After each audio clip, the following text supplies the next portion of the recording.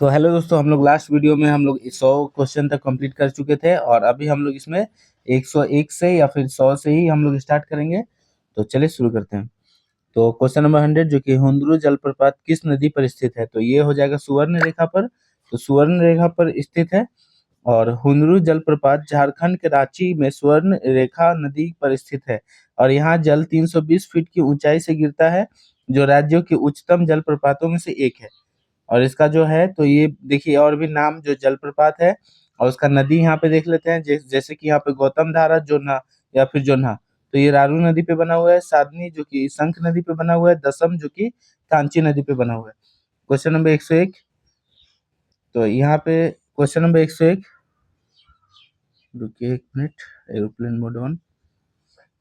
Question number 101 जो कि निम्नलिखित में से कौन सी भारत की नदियों को आपस में जोड़ने वाली प्रथम परियोजना है?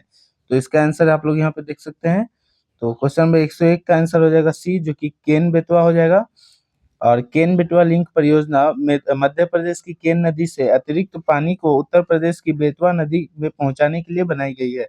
और राष्ट्रीय परिप्रेक्ष्य योजना जिसको एनपीपी के तहत परिकल्पन केन बेतवा लिंक परियोजना देश के कार्यान्वित होने वाली नदियों को जोड़ने की पहली परियोजना में से एक होगी। क्वेश्चन नंबर 102, निम्नलिखित देशों में कौन सा देश 1.8 किलोमीटर लंबी जो कि लंबे फेनी पुल से जुड़े हैं? तो इसका आंसर हो जाएगा भारत और बांग्लादेश। भारत और बांग्लादेश इसका आंसर हो जाएगा। और इसका अन्य फैक्ट यहाँ पे देख लेते हैं। 1.8 किलोमीटर लंबा पुल त्रिपुरा राज्य की फेनी नदी पर बना है और फेनी नदी त्रिपुरा और बांग्लादेश के बीच बहने वाली एक नदी है और इसमें दोनों देश जो कि भारत और बांग्लादेश जुड़े हैं। और इस सेतु को मैत्री सेतु भी कहा जाता है। बांग्लादेश के साथ भारत की 4096.7 किलोमीटर सीमा लगती है। और इसका ट्रिक आप लोग जानते होंगे, बचपन में एमबीए बोल के, जिसका मतलब जो सबसे ज्यादा उसमें बॉर्डर शेयर करता है उससे उसका मतलब उसी क्रम में उसमें दिया हुआ है बचपन में एमबीए। ये ट्रिक है। तो ब से हो जाएगा बांग्लादेश, च से हो जाएगा चाइना, न से हो जाएगा नेपाल। उसका बाद एम में उसमें ये मतलब याद करने के लिए रहता है। और एम से हो जाएगा म्यांमार, बी से हो जाएगा भूटान, उसका बाद ए से हो जाएगा अफगानिस्तान। सबसे कम सीमा अफगानिस्तान का है जो कि 106 किलोमीटर है। तो ये समझ गए होंगे। Question number 103, Bharat Bharat Myanmar सीमा पर निम्न में से कौन सी पहाड़ भारत के पूर्व पहाड़ी इलाकों की मिजो हिल्स और मणिपुर हिल्स को जोड़ती है? तो इसका आंसर हो जाएगा चीन। चीन हो जाएगा, जो कि चीन हिल्स। और चीन हिल्स उत्तर पश्चिमी म्यांमार जिसको बर्मा में पहाड़ी क्षेत्रों के जो भारत की सीमा के साथ फैला हुआ है, जो मिजो हिल्स और मणिपुर हिल्स को आपस में जोड़ती है। और मैथा मैथा या फिर तथा कालादान नदियां चीन पहाड़ी की सीमा निर्धारित करती है। तो इसका आंसर ये हो जाएगा। क्वेश्चन नंबर 104, अरावली पर्वतमाला की सबसे ऊंची चोटी में स्थित है। तो इसका ऊंची चोटी देश में स्थित है, तो ये राजस्थान में स्थित है। राजस्थान में सबसे ऊंची मतलब सबसे ऊंची चोटी राजस्थान में स्थित है। तो कौन सा? गुरु पर्वत नाम है। गुरु पर्वत गुरु पर्वत नाम है। इसमें लिखा नहीं है लेकिन मुझे याद था तो बता दिया। और क्वेश्चन नंबर 105, जवाई बांध जवाई नदी पर निर्मित एक जलाशय है, वह इनमें से किसकी सहायक नदी है? तो इसका आंसर हो जाएगा लूनी नदी। जवाई बांध जवाई नदी पर निर्मित एक जलाशय है जो लूनी नदी की एक सहायक नदी है और यह राजस्थान राज्य में बना हुआ है। और यहाँ पे प्रमुख बांध और इसका नदी देख लेते हैं। तो राजस्थान के प्रमुख बांध और नदी, तो राणा प्रताप सागर बांध जो कि चंबल नदी पे बना हुआ है, जवाहर सागर बांध जो कि चंबल नदी पे बना हुआ है, और बिशलपुर बांध ये बनास नदी पे बना हुआ है। तो और भी क्वेश्चन यहाँ पे है। क्वेश्चन नंबर 106, रचना जो कि दोआब निम्न में से किन दो नदियों के बीच स्थित है? तो इसका यहाँ पे आंसर इसका हो जाएगा रावी और चिनाब। रावी और चिनाब नदी के बीच स्थित है। और चिनाब नदी और रावी नदी के बीच का क्षेत्र रचना दोआब कहलाता है।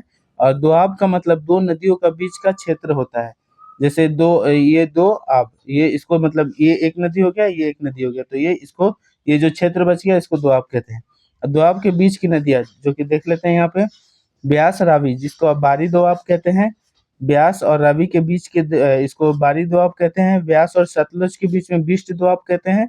और चिनाब और झेलम के बीच को चाज दोआब कहते हैं।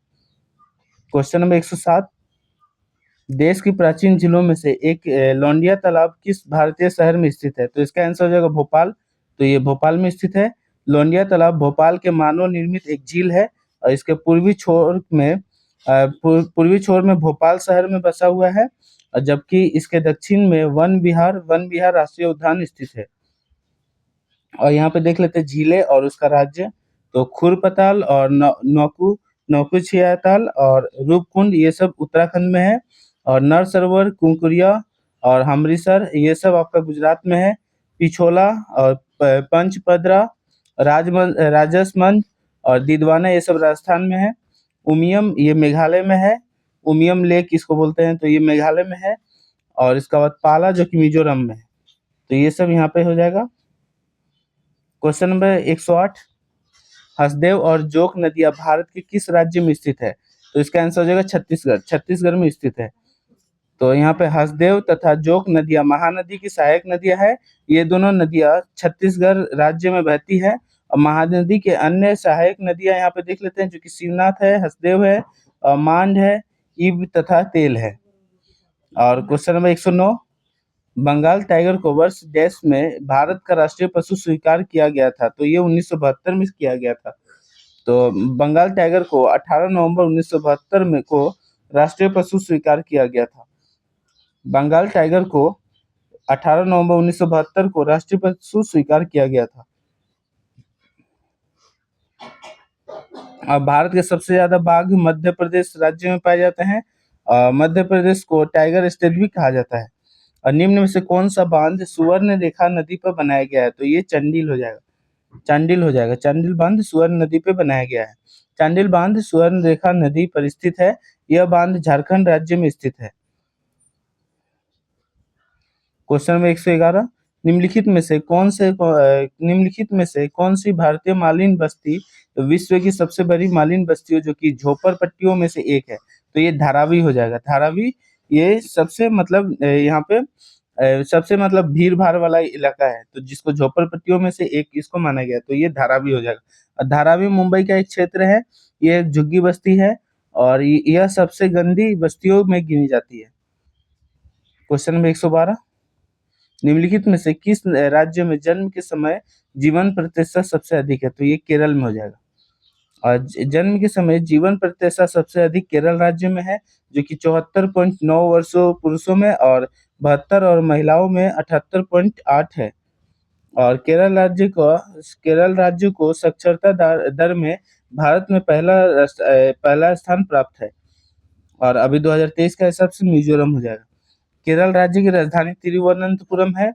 और एक क्वेश्चन में 113, भारत की निम्नलिखित में से किस झील को रामसर स्थलों में शामिल नहीं किया गया? तो ये डल झील हो जाएगा। दल झील को रामसर स्थित में शामिल नहीं किया गया। रामसर स्थलों में शामिल नहीं हुआ है दल झील। तो दल झील इसका आंसर हो जाएगा ए। चिल्का झील भी रामसर स्थित में शामिल है। कोथम झील भी है। लोकटक झील भी शामिल है। तो यहाँ पे देखिए, और यह झील जम्मू कश्मीर राज्य में स्थित है, डल झील। और यहाँ पे देखिए चिल्का जो कि उड़ीसा में है, और कोठम जो कि उत्तर प्रदेश में है, लोकटक मणिपुर में है। और काबिनी नदी यहाँ पे देख लेते हैं। और क्वेश्चन में 114, काबिनी नदी इनमें से किस नदी पर महत्वपूर्ण सहायक नदी है? तो इसका आंसर हो जाएगा कावेरी हो जाएगा। क से कबिनी और क से कावेरी, ऐसे भी आप लोग याद कर सकते हैं। तो काबिनी नदी की जिसे कपिला नदी भी कहा जाता है, और ये कावेरी नदी पर स्थित है।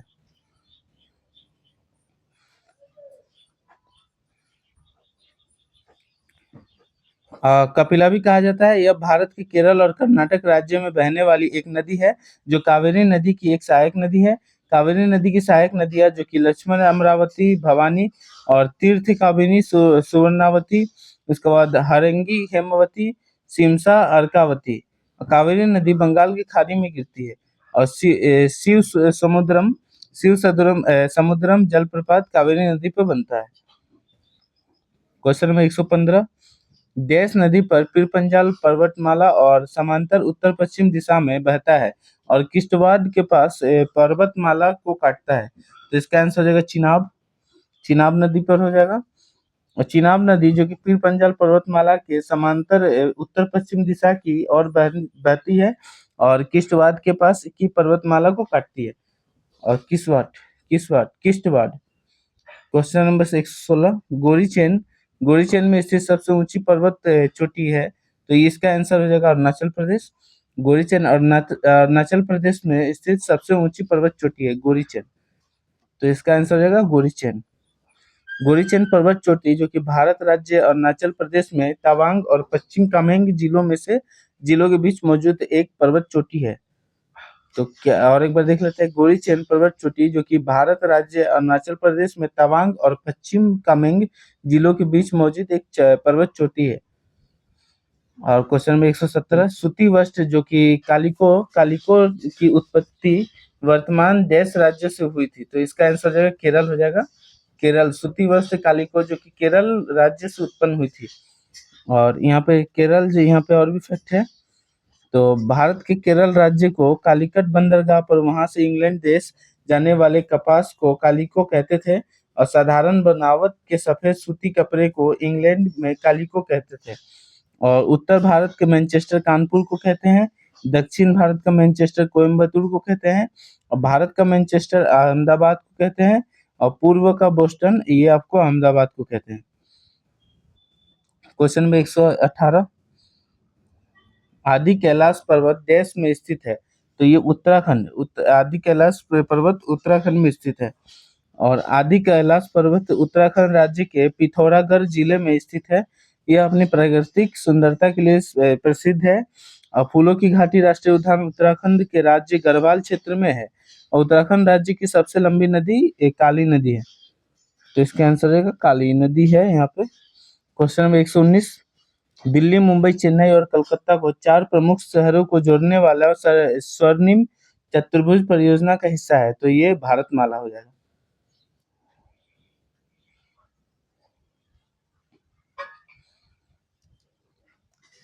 अब भारतीय राष्ट्रीय राजमार्ग प्राधिकरण अधिनियम 1988 के द्वारा राष्ट्रीय राजमार्ग विकास परियोजना आरंभ हुई थी और इसमें 7 चरण है। और यहाँ पे इसमें 7 चरण है। इसके पहले चरण में स्वर्णिम चतुर्भुज योजना के तहत भारत के 4 महानगरों को आपस में 4-6 लेन वाले सड़कों मार्ग द्वारा जोड़ने की योजना थी। यहाँ पे क्वेश्चन नंबर 120, भारत में वन संरक्षण अधिनियम देश में पारित किया गया था, तो इसका आंसर है 1980 में पारित किया गया था। भारत में वन संरक्षण नियम 1980 में पारित किया गया था। भारत का वन यहाँ पे 1980 में पारित किया गया था। इसमें वनों की कटाई को सीमित करने, जीव विविधता और अन्य जीवों को बचाने का लक्ष्य रखा गया था। वन संरक्षण अधिनियम जो कि 1980 को वर्ष 1988 में संशोधित किया गया था। और वन्य जीव संरक्षण अधिनियम जो कि 1972, पर्यावरण संरक्षण अधिनियम 1986 हो जाएगा। क्वेश्चन नंबर 121, निम्नलिखित में कौन सी नदी तिब्बत, भारत और बांग्लादेश से होकर गुजरती है, तो इसका आंसर हो जाएगा ब्रह्मपुत्र नदी। ब्रह्मपुत्र नदी तिब्बत, बांग्लादेश और भारत से होकर गुजरती है। और ब्रह्मपुत्र नदी तिब्बत, भारत और बांग्लादेश से होकर बहती है। और इस नदी का उद्गम तिब्बत स्थित मानसरोवर झील के निकट है। और ये ब्रह्मपुत्र को बांग्लादेश में जमुना कहते हैं। ब्रह्मपुत्र नदी बांग्लादेश में धुबरी के निकट प्रवेश करती है। और ब्रह्मपुत्र को तिब्बत में सांगपो कहते थे। और भारत और बांग्लादेश के प्रमुख उत्पादक, तो यहाँ पे देखिए, भारत और बांग्लादेश के प्रमुख उत्पादक है, तो इसका जूट हो जाएगा। जूट के प्रमुख उत्पादक है। भारत और बांग्लादेश जूट के उत्पादन में सबसे बड़े देश है। जूट उत्पादन में बांग्लादेश विश्व बाजार में भारत के प्रमुख प्रतियोगी के रूप में उभरा है। और क्वेश्चन नंबर 123, धीनोधर पहाड़िया किस भारतीय राज्य केंद्र शासित प्रदेश में स्थित है, तो इसका आंसर हो जाएगा गुजरात में स्थित है। धीनोधर की पहाड़िया गुजरात में कच्छ जिले में स्थित है। इन पहाड़ियों पर एक तीर्थ स्थल है जिसे धीनोधर मंदिर के नाम से जाना जाता है। और महाराष्ट्र यहाँ पे देख लेते हैं, और पर्वत पहाड़िया जो कि बालाघाट, हरिश्चंद्र, सतमाला और कलसुबाई, ये सब पहाड़िया है। और यहाँ पे और भी अन्य फैक्ट है। अंडमान एवं निकोबार द्वीप समूह, तो ये माउंट डियाबोलो या फिर सैडल पीक उत्तरी अंडमान और माउंट थ्रिलर जो कि ग्रेट निकोबार को कहते हैं पश्चिम बंगाल में है। संदकफू संदकफू दार्जिलिंग चोटी जो कि दार्जिलिंग में है। Question number 124। Question number 124। Bharat में भारत में जो कि तार, नारियल, केवड़ा, एंगार निम्नलिखित में से किस वन में सामान्यतः पाए जाने वाले वृक्ष है? तो ये हो जाएगा मैंग्रोव वन। मैंग्रोव वन में पाए जाते हैं। और भारत में मैंग्रोव वन गंगा, गोदावरी तथा कृष्ण के डेल्टाई क्षेत्र में पाए जाते हैं। और भारत में सबसे अधिक मैंग्रोव वनों का क्षेत्र पश्चिम बंगाल में पाया जाता है।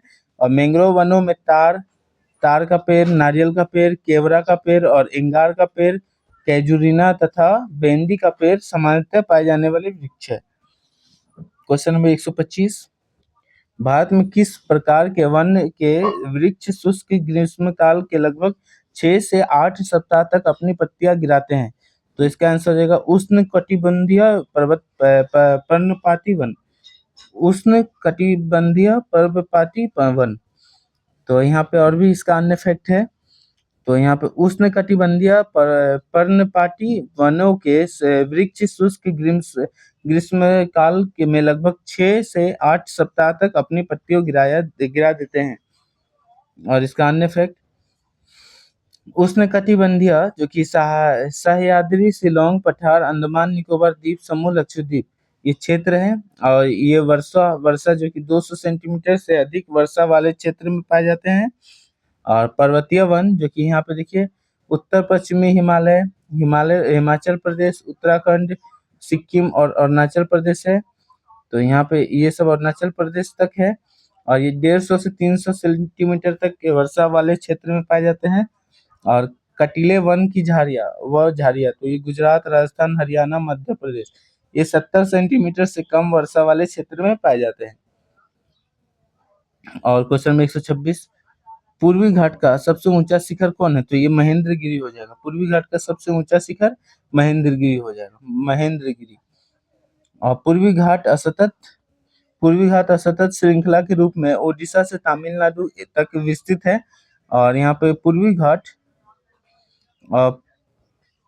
पूर्वी घाट का सबसे ऊंचा शिखर महेंद्रगिरी है। और इसकी ऊंचाई लगभग 1501 मीटर है। पूर्वी घाट व पश्चिमी घाट नीलगिरी की पहाड़ियों में मिलते हैं। गारो, खासी और जयंतिया पहाड़ों का नाम मेघालय की जनजातियों के नाम पर पड़ा है। Question number 127। निम्नलिखित में से कौन सी पहाड़ियां पूर्वांचल पहाड़ियों का हिस्सा नहीं है? तो इसका आंसर हो जाएगा पातली पहाड़ियां। पातली पहाड़ियां पूर्वांचल के हिस्सों में नहीं है। तो पातली पहाड़ियां दिल्ली के दक्षिण में स्थित पहाड़ियों की एक श्रृंखला है।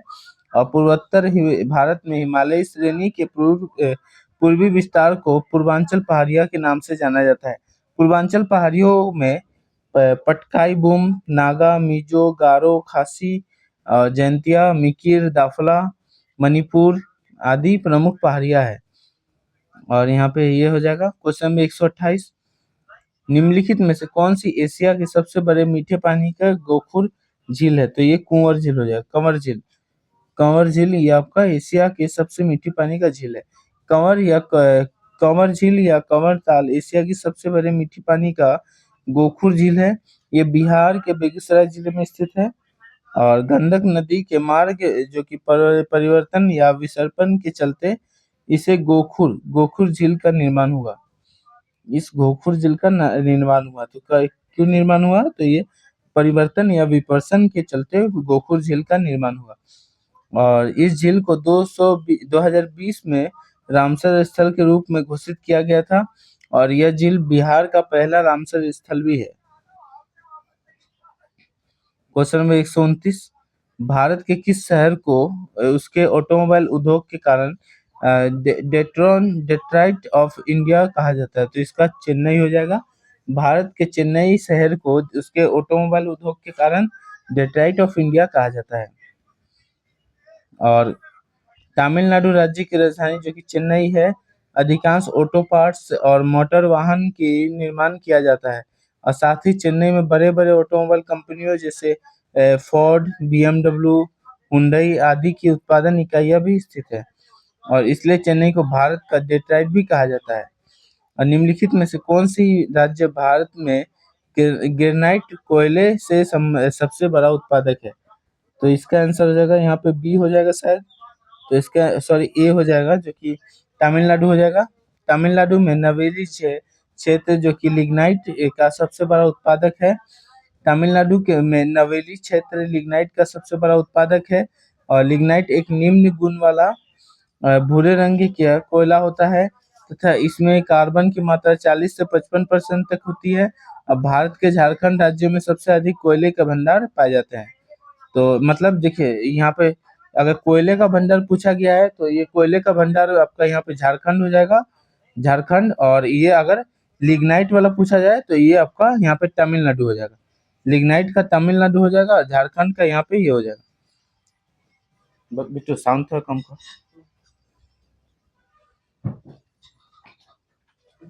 क्वेश्चन नंबर 130, गंगा नदी की किस उत्तरी तट का सहायक नदी काली गंडक और त्रिशूल गंगा नामक दो धाराओं से मिलकर बनी है? तो इसका आंसर हो जाएगा गंडक नदी। तो गंडक नदी इसका आंसर हो जाएगा, जो कि दो धाराओं से मिलकर बनी हुई है। और यहाँ पे और भी फैक्ट देख लेते हैं। गंडक नदी दो नदियों जो कि काली गंडक और त्रिशूल गंगा से मिलकर बनी है। गंडक नदी गंगा के उत्तरी तट से मिलने वाली सहायक नदी है। गंडक नदी नेपाल हिमालय से निकलती है। गंडक नदी को नेपाल में गंडकी और नारायणी नदी के नाम से भी जाना जाता है। और इसका आंसर और भी देख लेते हैं। और इसका जो कि नदी उद्गम स्थल और विशेषताएं देख लेते हैं। तो महानंदा नदी, तो ये इसका उद्गम स्थल है दार्जिलिंग की पहाड़ियों से। और विशेषताएं गंगा के बाएं तट से मिलती है। और महानंदा जो कि दार्जिलिंग की पहाड़ियों से निकलती है और गंगा के बाएं तट से मिलती है। कोसी नदी जो कि नेपाल में हिमालय पर्वत से निकलती है और यह नदी अपना मार्ग बदलती है और इसे बिहार का शोक भी कहा जाता है, कोसी नदी। मांडवी सागर तट देश में स्थित है? तो ये गुजरात में स्थित है। मांडवी सागर तट गुजरात में स्थित है।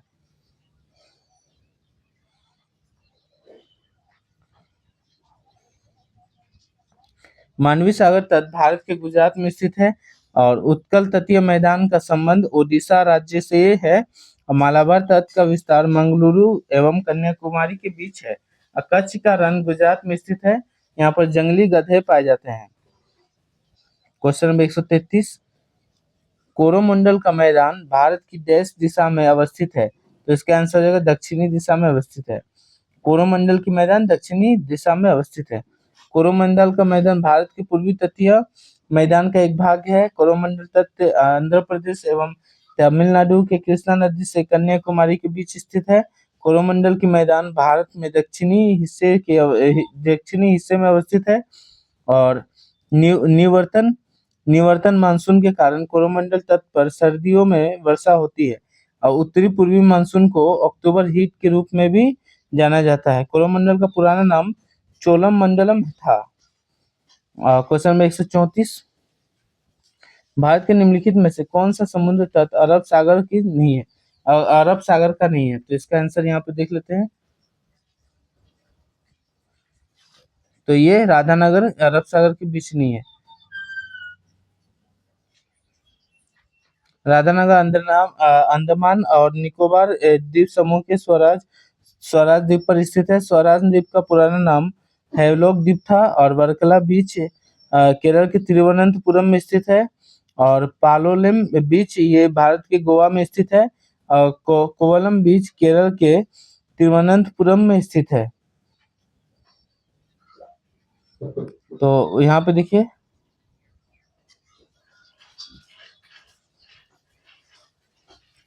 क्वेश्चन नंबर यहाँ पे 134 वर्कला चौवाकड़ और नट्टिका देश राज्य में समुद्र तट है? तो ये केरल हो जाएगा।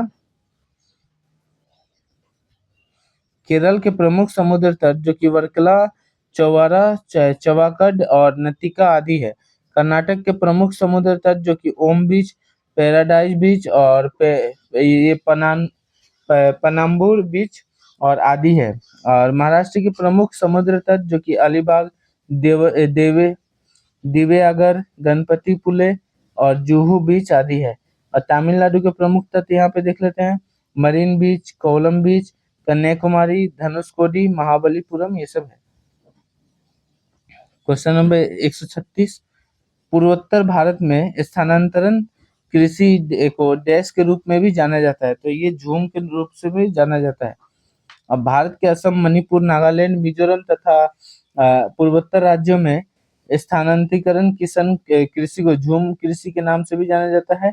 और इस कृषि को स्लैश एंड बर्न कृषि भी कहते हैं। और श्रीलंका में इसे इस प्रकार की कृषि को चेना कहते हैं। इंडोनेशिया तथा मलेशिया और स्थानांतरण कृषि को लद्दाख भी कहते हैं। और स्थानांतरण कृषि को मध्य अमेरिकी देश में मिल्पा, वियतनाम और वियतनाम में रे तथा म्यांमार में टुंगिया नाम से भी जाना जाता है। पश्चिम अफ्रीका में स्थानांतरण कृषि को लोगान के नाम से जाना जाता है। पश्चिमी अफ्रीका में स्थानांतरण कृषि को लोगान के नाम से भी जाना जाता है। क्वेश्चन नंबर 137, दरिंग हिल स्टेशन भारत के किस राज्य में स्थित है, तो ये ओडिशा में स्थित है। दरिंगबारी हिल स्टेशन भारत के ओडिशा में स्थित है। भारत के प्रमुख हिल स्टेशन और राज्य उसका देख लेते हैं। मनाली हिमाचल प्रदेश में है। लेह लद्दाख सबसे ऊंचा हिल स्टेशन है। लेह जो कि लद्दाख का सबसे ऊंचा हिल स्टेशन है। लद्दाख मतलब पूरा भारत का सबसे ऊंचा चोटी है। ऊटी जो कि तमिलनाडु में है। दार्जिलिंग जो कि पश्चिम बंगाल में है। गुलमर्ग जो कि जम्मू कश्मीर में है। कुर्ग जो कि कर्नाटक में है। और दरिंगबादी जो कि ओडिशा में है। और ये सब आप यहाँ पे देख सकते हैं। क्वेश्चन नंबर 138, डफला की पहाड़ियां मुख्य रूप से किस राज्य में व्याप्त है, तो ये अरुणाचल प्रदेश हो जाएगा। डफला की पहाड़ियां अरुणाचल प्रदेश में है। अरुणाचल प्रदेश राज्य के पूर्वोत्तर में मिसमी पहाड़ियां और पश्चिमी भाग में डफला पहाड़ियां स्थित है। और इन पहाड़ियों का नामकरण यहाँ पर निवास करने वाली जनजातियों के नाम पर किया गया है। तो यहाँ पे दो जनजातियां ज्यादा इसमें है, मतलब पहाड़ है, जो कि आपका यहाँ पे पश्चिम भाग में है डफला पहाड़िया, और यहाँ पे पूर्वोत्तर भाग में है मिसमी पहाड़िया। क्वेश्चन नंबर 139, काकरापार सिंचाई परियोजना डैश नदी पर स्थित है, तो ये तापी नदी पर स्थित है। काकरापार सिंचाई परियोजना तापी नदी पर स्थित है। और काकरापार सिंचाई परियोजना गुजरात में तापी या फिर ताप्ती नदी पर स्थित है। और तापी या ताप्ती नदी मध्य प्रदेश के बैतूल बैतूल जिले से निकलती है। और ये आपका रिफ्ट घाटी के में प्रभावित होती है। रिफ्ट घाटी में प्रभावित होती है। और काकरापार जो कि यहाँ पर देखिए भारत के प्रमुख परमाणु ऊर्जा और उसका यहाँ पर राज्य देख लेते हैं। तो भारत के प्रमुख परमाणु ऊर्जा केंद्र जो कि काकरापार हो जाएगा, ये गुजरात हो जाएगा। नरौरा हो जाएगा उत्तर प्रदेश। कैगा हो जाएगा कर्नाटक। कलपक्कम हो जाएगा तमिलनाडु। तारापुर हो जाएगा महाराष्ट्र। कुडनकुलम हो जाएगा तमिलनाडु। रावत भाटा हो जाएगा राजस्थान।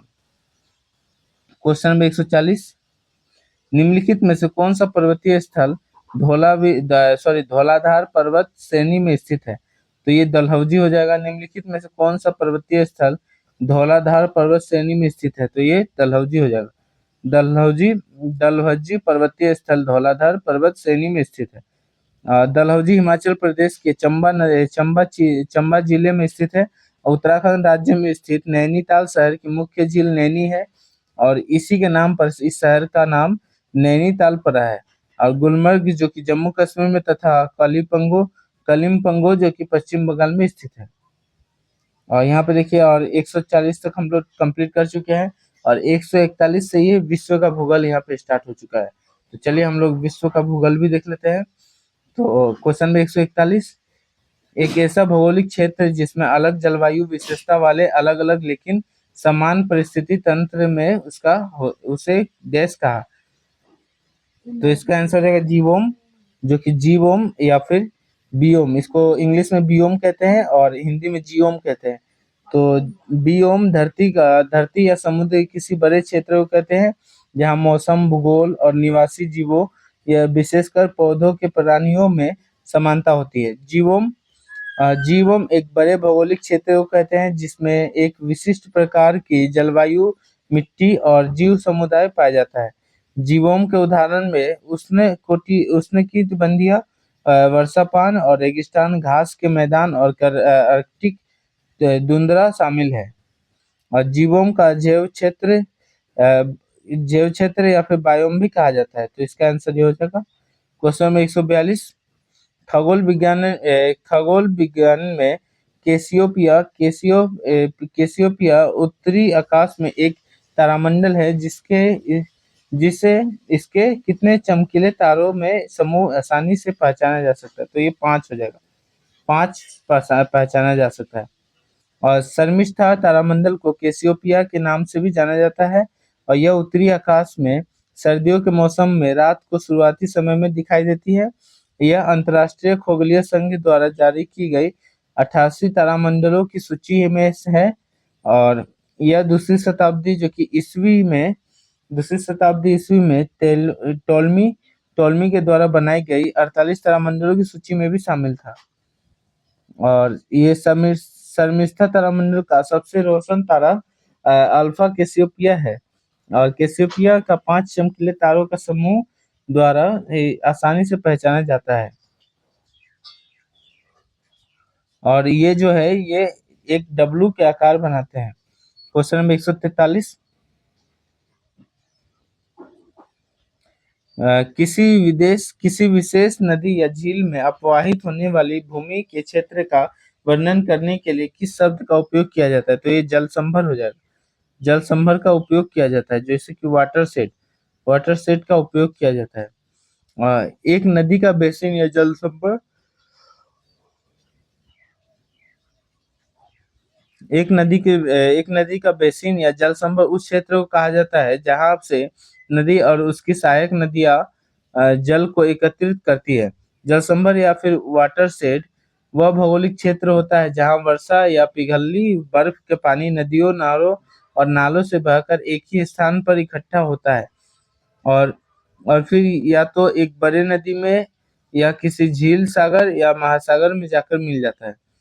और जल संभर में वर्षा या पिघली बर्फ का पानी नदियों, नहरों और नालों के माध्यमों से एक बिंदु या क्षेत्र में एकत्रित होता है। Question number 144। जब किसी जलभृत में विपासित जल जो कि ट्रैप्ड वाटर अभय की चट्टानों या मिट्टी की परतों से घिरा होता है तो जल पर धनात्मक दाब डालते हैं तो इसे किस रूप में जाना जाता है। तो इसका आंसर हो जाएगा। क्वेश्चन नंबर 144 का आंसर हो जाएगा बी, जो कि आर्टेशियन एक्वाफायर हो जाएगा। और उत्सृत जलभृत या फिर आर्टेशियन जलभृत एक ऐसा जलभृत है जिसमें भूजल दबाव के कारण बिना पंप किए ही कुएं के माध्यम से ऊपर की ओर बहता है। इसे आर्टेशियन कुआं भी कहा जाता है। और भारत में आर्टेशियन जलभृत बेल्ट पहाड़िया क्षेत्र में सामने फैली हुई है और जो पूर्व में महाराजगंज जिले से पश्चिमी में सहारनपुर जिले तक तथा लखीमपुर में पीलीभीत क्षेत्रों से गुजरती है। ऑस्ट्रेलिया में आर्टेशियन बेसिन जिसे ग्रेट ऑस्ट्रेलियन बेसिन भी कहा जाता है और सबसे गहरा और सबसे बड़ा आर्टेशियन कुआं है। Question number 145। निम्नलिखित में से क्या सामान्यतः नदी के ऊपरी भाग में बनता है। तो इसका आंसर हो जाएगा टंग घाटी हो जाएगा। और टंग घाटियां अक्सर तब बनती है जब कोई नदी सदियों तक चलती हुई किसी जगह पर धरती में एक घाटी बना दे या फिर घाटी काट देती है। टंग घाटी को गर्ज या कैनियन भी कहा जाता है। और भारत के आंध्र प्रदेश में गंडीकोटा घाटी को भारत के विश्व भव्य घाटी भी कहा जाता है। और दुनिया की एक गहरी तंग घाटी जो कि कुछ स्रोतों के अनुसार यरलुंग सांगपो महान घाटी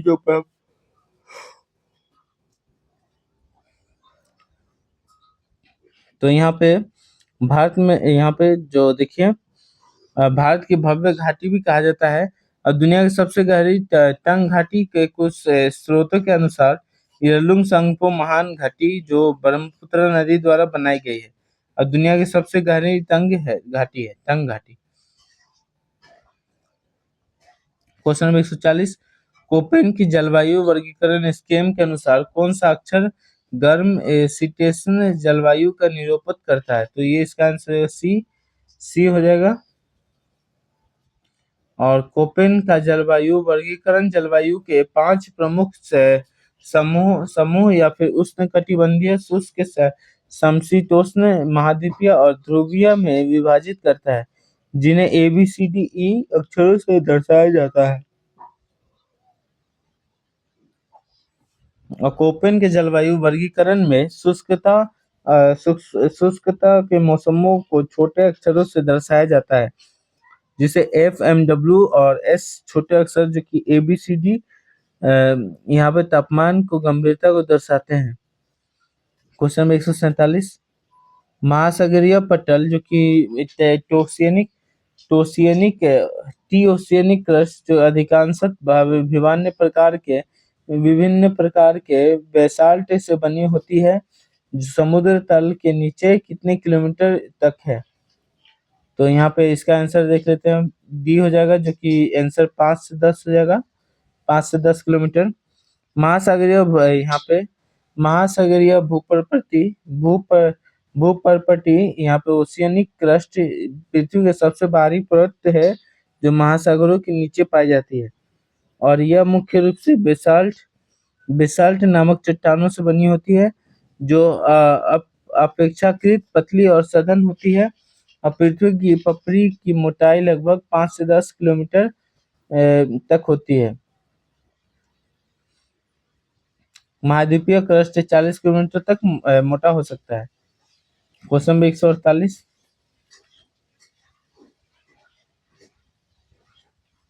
गल्फ धारा जो कि गल्फ स्ट्रीम किस महासागर की तेज गर्म समुद्री धारा है? तो इसका आंसर हो जाएगा अटलांटिक महासागर। अटलांटिक महासागर की प्रमुख जल धाराएं जो कि उत्तरी अटलांटिक में गल्फ स्ट्रीम जो कि फ्लोरिडा धारा, उत्तरी अटलांटिक बहाव जो कि कैनरी धारा और लेब्राडोर धारा। तो दक्षिणी अटलांटिक में ब्राजील धारा, फॉकलैंड धारा, दक्षिणी अटलांटिक बहाव और बेंगुएला धारा जो कि यहाँ पे प्रमुख है। यहाँ पे देखिए क्वेश्चन नंबर 149, दुर्बल मंडल जो कि एस्ट्रोनोस्फियर पृथ्वी के किस भाग में के नीचे है, एक यांत्रिक रूप से कमजोर परत है। इसकी विशेषता निम्न भूकंपीय तरंग वेग और उच्च क्षीणन है, जो कि आंसर इसका डी हो जाएगा, जो कि स्थल मंडल हो जाएगा। और दुर्बल मंडल को स्टेनोस्फियर के नाम से भी जाना जाता है, और दुर्बलता मंडल पृथ्वी को मेंटल का वह भाग है जो यहाँ पे लिथोस्फीयर के नीचे स्थित है। यह अपेक्षाकृत कमजोर व लचीला होता है, जिससे यह प्लेटों की गति की एक मध्यम प्रदान करती है। और जलमंडल, वायुमंडल, जीवन मंडल तथा स्थल मंडल पृथ्वी के 4 प्रमुख मंडल है। Question number 150, plate tectonic boundary कितने प्रकार की होती है? तो ये 3 प्रकार की होती है। प्लेट टेक्टोनिक सीमाएं 3 प्रकार की होती है, जो कि अपसारी, अभिसारी और रूपांतरित प्लेट है। और यह छवि 3 मुख्य प्रकार की प्लेट सीमाओं को दिखाती है, जो कि अपसारी, अभिसारी और ये रूपांतरित। तो हम लोग यहाँ पे 50 क्वेश्चन कंप्लीट कर चुके हैं। आशा करता हूँ आप लोग भी ये पूरा इस वीडियो को देखे होंगे। अगर इस वीडियो को देखे हैं तो वीडियो को लाइक करें, चैनल को सब्सक्राइब करें। फिर मिलते हैं अगली वीडियो में। जय।